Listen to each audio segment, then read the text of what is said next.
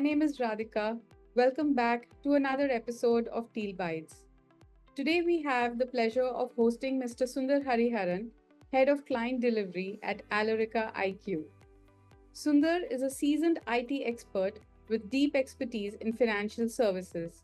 He has an impressive track record of driving impactful business transformations and process excellence initiatives year after year. With a strong focus on digital technologies and robotic automation, Sundar has helped organizations streamline their operations and significantly enhance efficiency through innovative solutions. A warm welcome to you, Sundar. It's a pleasure to have you on Teal Bytes today. Thank you, Radhika. It's a pleasure for me as well. And I really appreciate you taking the effort to have me over here. And it's an honor to be part of this. Thank you so much. Thank you, Sundar. So, Sundar, today we would love to hear from you about how, in your role at Alorica, you're integrating GenAI into existing digital strategies. Also, what challenges do you foresee in aligning GenAI capabilities with the broader goals of your business? Great. Yeah, sure. To start with, I'll probably give you a little bit of a background about the organization and how we are set up. So Alorica is a CX organization and one of the world's leading CX organizations. We do about 2 billion plus customer interactions every year. Okay. And to a large extent, out of those 2 billion customer interactions, you can say about 15 to 20% today is wholly digital driven, and another 25% will have some amount of part digital capability being introduced. I'm part of what we call Alorica IQ, which is our digital center of excellence. This entire unit is kind of spread across multiple geographies with focus on vertical selling and marketing and frontline presence in our markets where our clients are based. And out of India and Philippines, most of our delivery happens, just like our operations. So our operations delivery is also focused mainly out of Philippines, a large part of LATAM, India. India is a growing market for us. The talent pool available in India for digital technologies is, one of the reasons why we have focused on creating a delivery center of excellence over here, more like a COE. Whereas our frontline presence is, as I said, in our client markets. Right. The core focus of the organization is CX, and now, in the last 2 to 3 years, we have really pivoted to a digital-first mindset as part of our organization strategy. The whole objective of having a digital-first strategy is to ensure that we are, more in line with our clients' requirements and their needs, specifically in the ever-changing, CX industry. The call is the same, but the things that are enabled for an agent, as well as for a end customer who's on the other side of the telephone line, or a chat discussion that is happening, or it could be other modes like email or any other messaging formats that the clients, customers, use to talk to our agents. Pretty much has not really changed significantly, although the mix probably has changed. You have a higher mix of chat compared to maybe voice because of, all the operational efficiencies and the drive towards, trying to move customers to more self-serve and to cheaper channels and strategies have been, in place for the last 8 or 10 years. Yeah. The last 8 or 10 years also saw this industry, specifically the BPM CX industry, uh, go whole into what we call the automation sunrise that happened more towards maybe 2015, 16. And the last 8 or 9 years has seen a lot of the robotic process automation and AI based initiatives on one side. Specifically, in the back office part of, some of the services that we do. And in the front office, more like, the robotic process automation is like a chatbot or any of those virtual agents, assistants, etc., to help, our agents do or perform their work better. Right. So that was pretty much the focus till to a couple of years back when GenAI kind of became much more accessible. OpenAI and the large language models became easier to kind of start looking at as a newer alternative to the existing AI capabilities that people were deploying, Right. which had limitations. The biggest change that we saw with OpenAI and the large language models coming in is the fact that it can understand human language in a much better way, specifically English. And using machine learning and other models is now able to translate English significantly into other languages, which are probably less prevalent in the CX industry. If you look at it, most of our interactions are English based. Correct. Especially if you're working with international clients, North America based customers.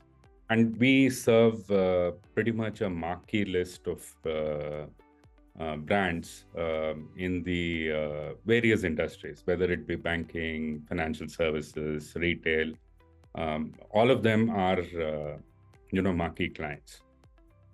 So with GenAI, the ability to understand language has improved significantly, and that has led to possibilities, specifically when you look at it as to how it can augment your agent who's taking that customer conversation, whether it be chat or voice, as I said. And with that ability, we are able to move more towards a better agent assist capability.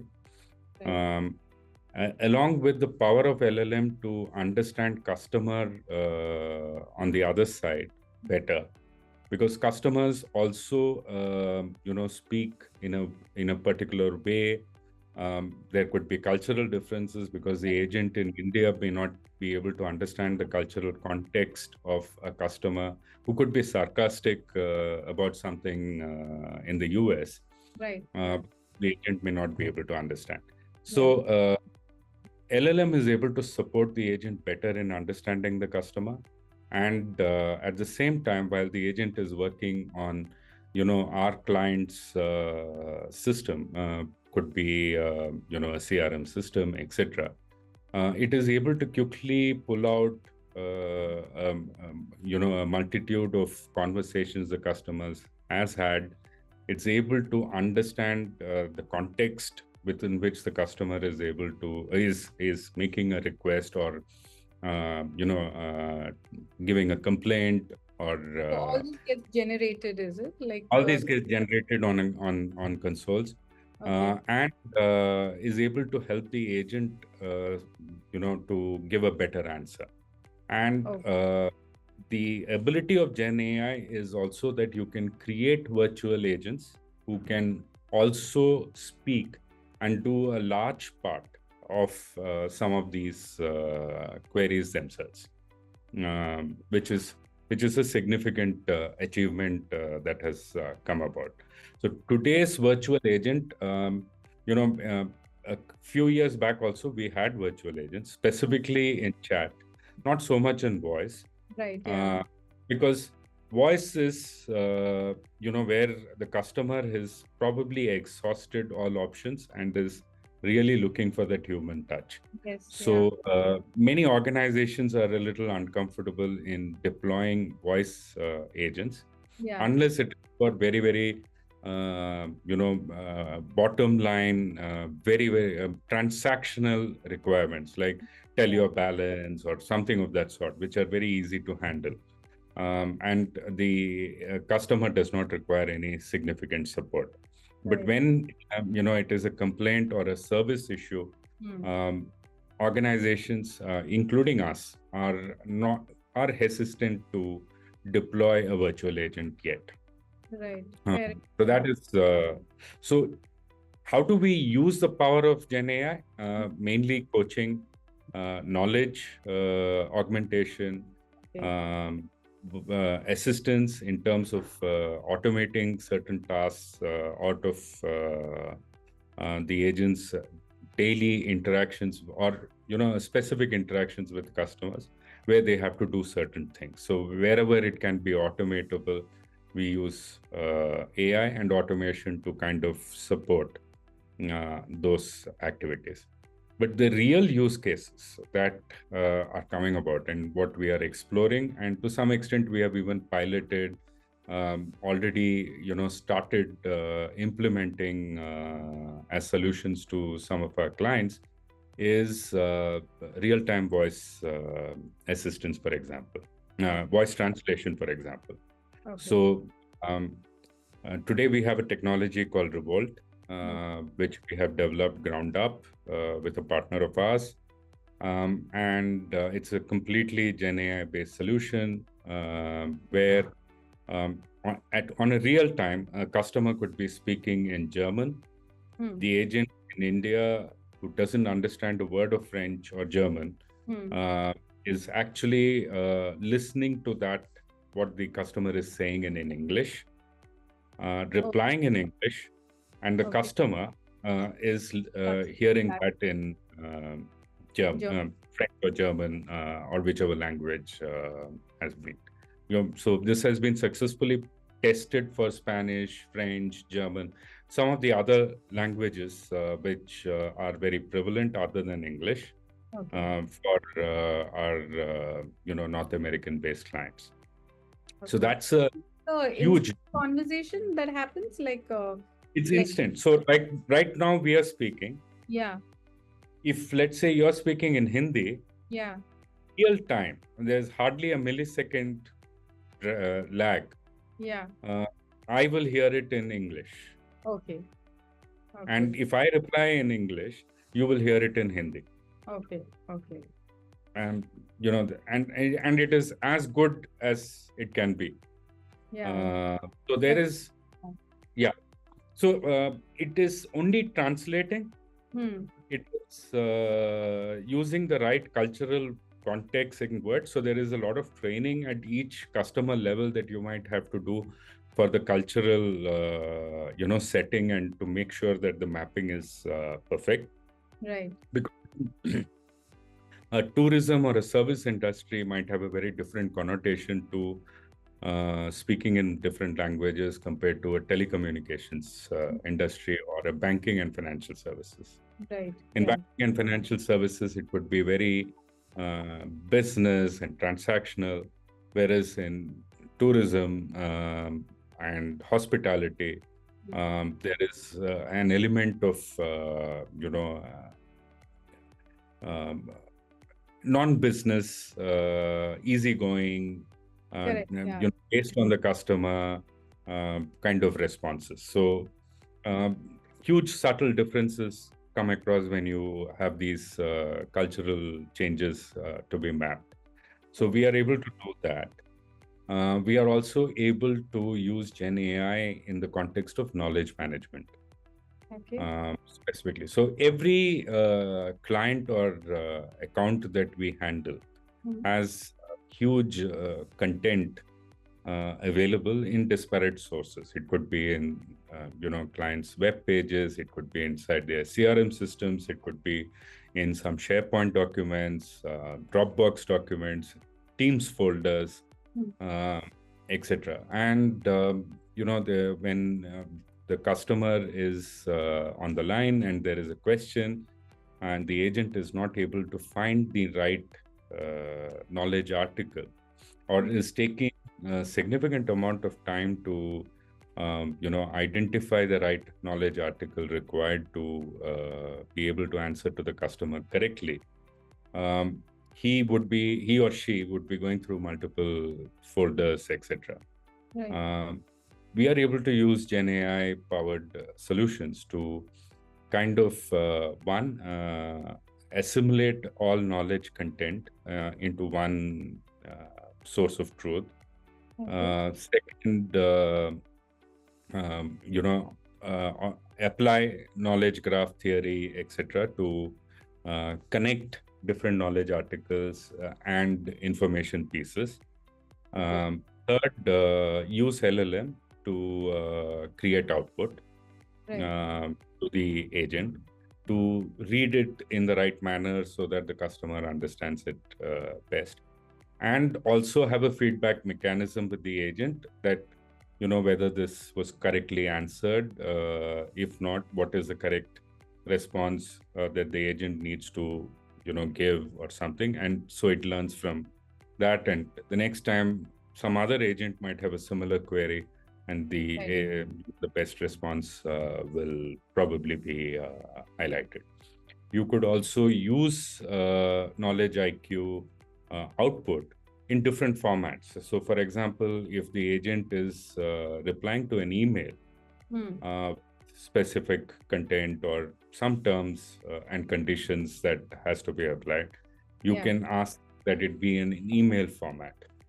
So, knowledge IQ Gen AI will type it out for you in a perfect English in an email format. You could have it in a letter format to be posted to a customer.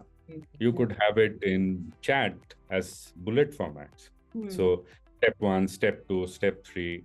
If you're, let's say, doing tech support, and your query is related to some troubleshooting steps related to a computer or some television which is not working, you could basically pull out your if you look at a Samsung television, for example, if you have ever bought any television, you would receive a booklet which will have some troubleshooting steps.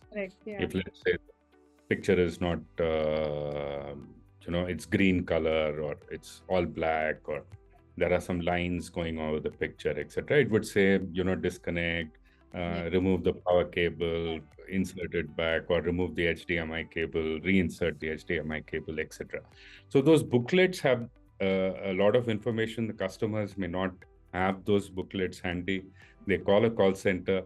And televisions, across generations have subtle differences in the way you handle troubleshooting steps, because the remote controls change, the buttons layout changes.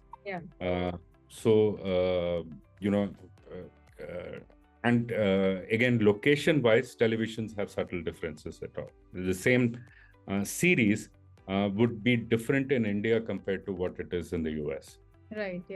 In the systems that they use, it could be a PAL system, it could be a I'm not able to offhand recall, but I'm just trying to give you the context that there could be so many areas where the agent could get very confused.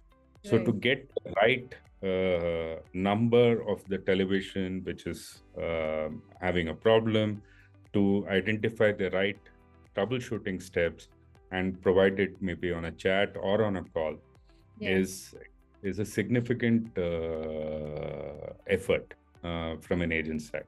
So using a solution where there is AI powered solution, and specifically Gen AI, you're able to handle that much faster.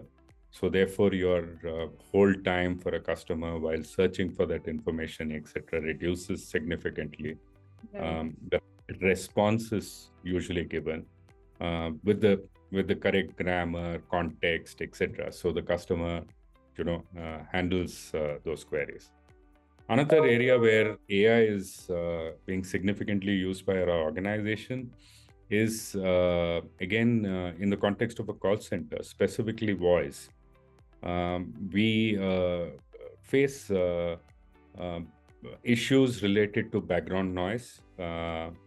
We face issues related to mother tongue influence when an agent is speaking. So I'm Tamil, part of India. I have a Tamilian influence in my language. I can speak English correctly, probably, but there is some influence of my mother tongue. So what happens in a conversation with a customer who is in the North America or somewhere in Europe is some words are mispronounced or not heard correctly. So there could be situations where the call actually is not at the highest quality because the customer says, "Can you repeat it again?" And the agent has to repeat, or the agent is not able to understand the customer clearly because the customer's accent is difficult for the agent to understand. They either speak too fast or too slow. We don't know. Correct. So using AI, we are able to,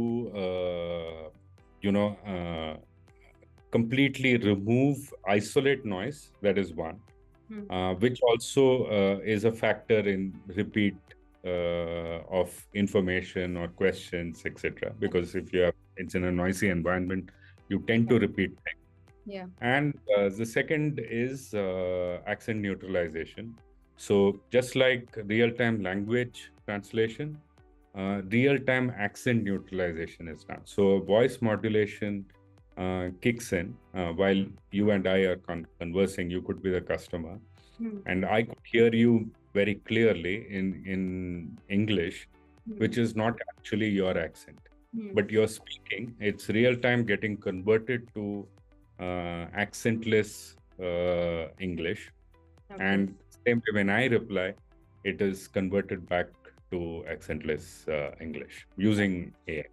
Okay. So these are some of the examples. We are moving more towards specifically agent assist based solutions, because being a CX industries, bulk of our work is where an agent is supporting an end customer.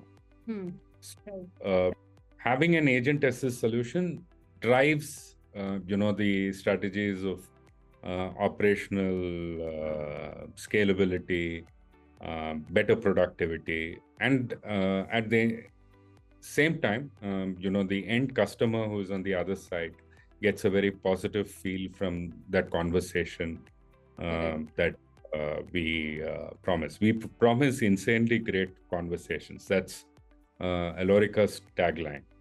And while we have been doing that for ages, with Gen AI, it's probably, amplified significantly in terms of how the conversation with our end customers would be. Okay. That's really interesting, Sundar. I think definitely being an end user, when you call, if it definitely helps if the agent can speak and you can understand, and the conversation can be quick, and plus you can get your you can get solution to your problem also more efficiently, because they do give you solutions better than a chatbot, I feel. Especially you're calling them because probably you already explored the chatbot option, and you're not able to get the answer to your specific question, so that's why you call the call center. And then as from a customer experience point of view, I think it's great initiatives right. Yeah. So, and the second part of your question, I'll quickly cover that. Challenges that we are seeing.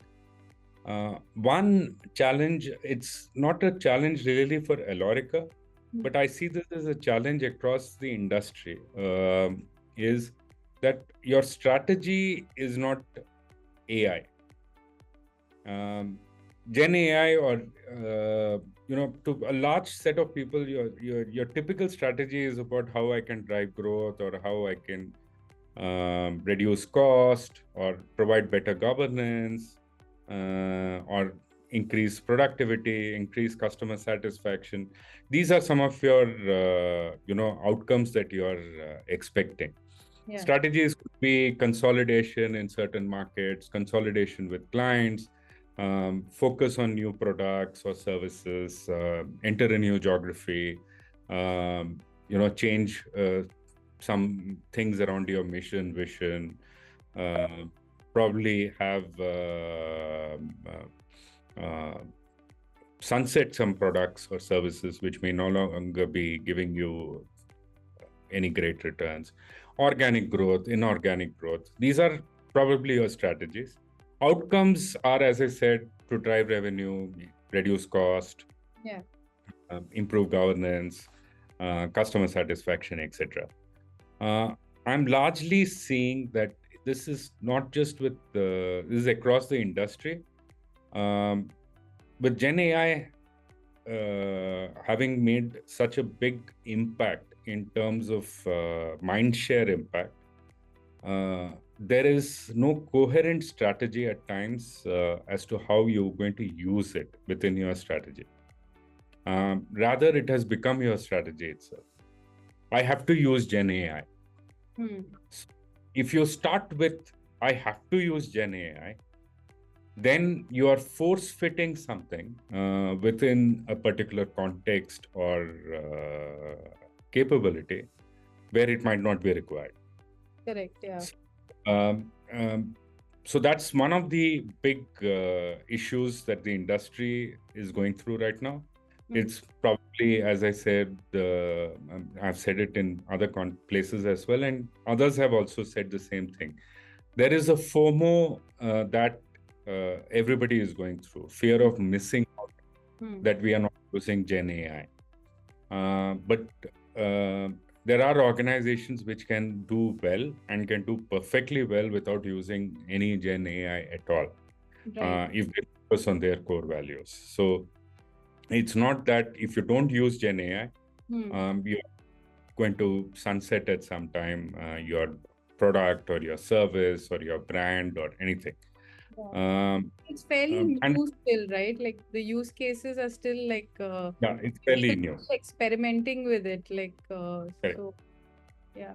And it is something which, as a trend, is continuing since RPA started.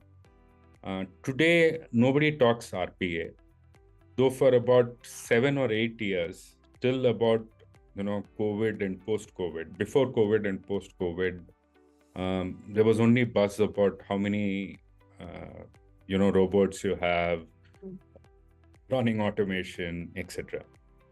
RPA is pretty much getting sunset in many organizations because their processes change, their strategies change. The cost of changing RPA is significantly high. Cost of licensing, etc., is tough to maintain, and the technologies on which RPA acts, which is mostly because RPA is non-intrusive as a concept. The technologies on which it works, native automation has kicked in. So your CRM systems are far more efficient. They have inbuilt AI and automation. Your ERP systems are capable of handling AI, automation, etc. So the use of RPA is slowly on the receding. And I know my friends in the RPA organizations who are selling licenses might not be, liking what I'm saying, but I'm seeing that trend happening across the industry. And the buzz now is on Gen AI. It will continue for a few years until the next big thing comes in. Yeah. And what is going to be the cost of replacing Gen AI when your processes change, your strategies change, your markets change, your customers change? is going to be some of the challenges that you're going to see forward. Same as what we are seeing with RPA, etc. You Correct. would have done Gen AI implementation. It costs a lot of time, money, and resources to put in something. But if things change, how are you going to change with that?